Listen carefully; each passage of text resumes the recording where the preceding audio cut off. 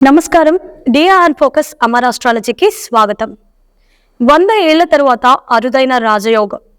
ఈ రాశుల వారికి దశ తిరుగుతోంది. మీనరాశిలో బుధుడి వక్ర గమనం వల్ల లక్ష్మీనారాయణ యోగంతో పాటు బుధాదిత్య యోగం ఏర్పడుతుంది. దీనివల్ల కొన్ని రాశుల వారికి మంచి ప్రయోజనాలు కలగనున్నాయి. వచ్చే నెల 2వ తేదీన బుధుడు మేషరాశిలోకి సంచారం చేస్తాడు.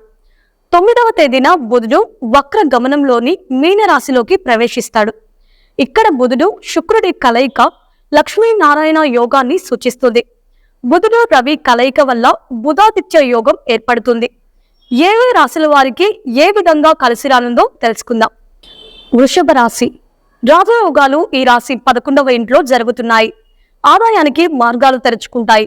వైవాహిక జీవితం బాగుంటుంది. భార్యాభర్తల మధ్య అనుబంధం బలపడుతుంది. జీవిత భాగస్వామి సలహా సంప్రదింపులతో చేసే పనుల్లో విజయం సాధిస్తారు. ఉద్యోగస్తులకు ప్రమోషన్తో పాటు ఇంక్రిమెంట్ కూడా లభిస్తుంది.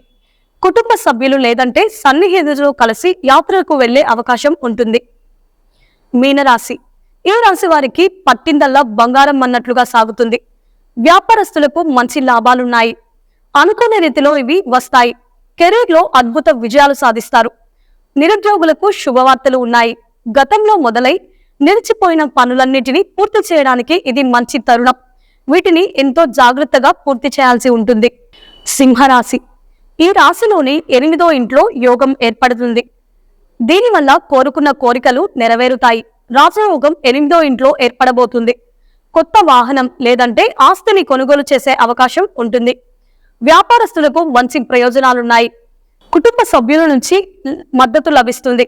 ఆరోగ్యం సంహరిస్తుంది. కొంతకాలం నుంచి వేధిస్తున్న అనారోగ్య సమస్యలు దూరం అవుతాయి.